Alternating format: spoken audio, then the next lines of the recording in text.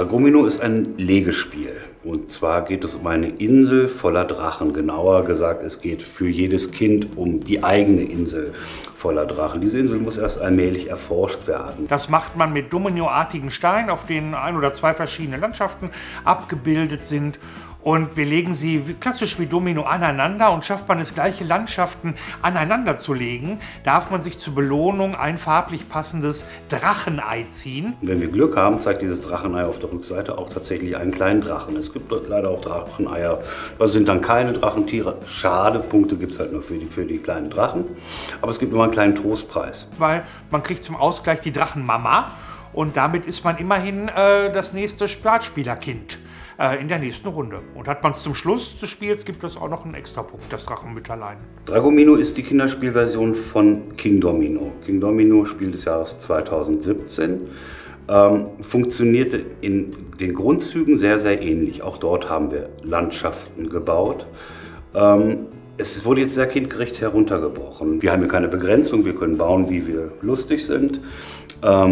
Wir haben sofort das Erfolgserlebnis oder eben auch nicht in Form dieses Drachenchips, den wir dann umdrehen und dann halt sehen können, bekomme ich dafür jetzt einen Punkt am Spielende oder nicht. Das ist für die Kinder sehr spannend und eben auch sehr direkt erlebbar. Also da gibt es dann jedes Mal ein kleines Hurra, wenn halt mal wieder ein Drachenkind aufgedeckt wurde. Man muss auch dazu sagen, dass die Illustrationen ganz zauberhaft sind. Die Drachen sind größtenteils komplett unterschiedlich gestaltet und einfach sehr, sehr niedlich geraten. Dragomino ist ein super Kinderspiel, weil es eine ganz niedrige Einstiegshürde hat, denn Plättchen aneinanderlegen und so, dass es farblich passt, ist für ab 5 Jahre genau richtig. Dragomino ist ein Spiel, das einfach sehr, sehr gut funktioniert. Es läuft sehr glatt. Es hat dabei einen sehr klaren Spannungsbogen, es hat ein überschaubares Ende. Irgendwann sind halt einfach die Plättchen alle und dann wird abgerechnet. Das führt aber auch zu einem großen Wiederspielreiz, weil die Kinder es einfach immer noch mal besser machen wollen. Bei Dragomino ist das Material so, wie es fürs Kinderspiel sein muss. Es ist einladend, es ist ganz dick verarbeitet, es ist glänzend, es ist farbenfroh, es liegt auf dem Tisch, es macht was her.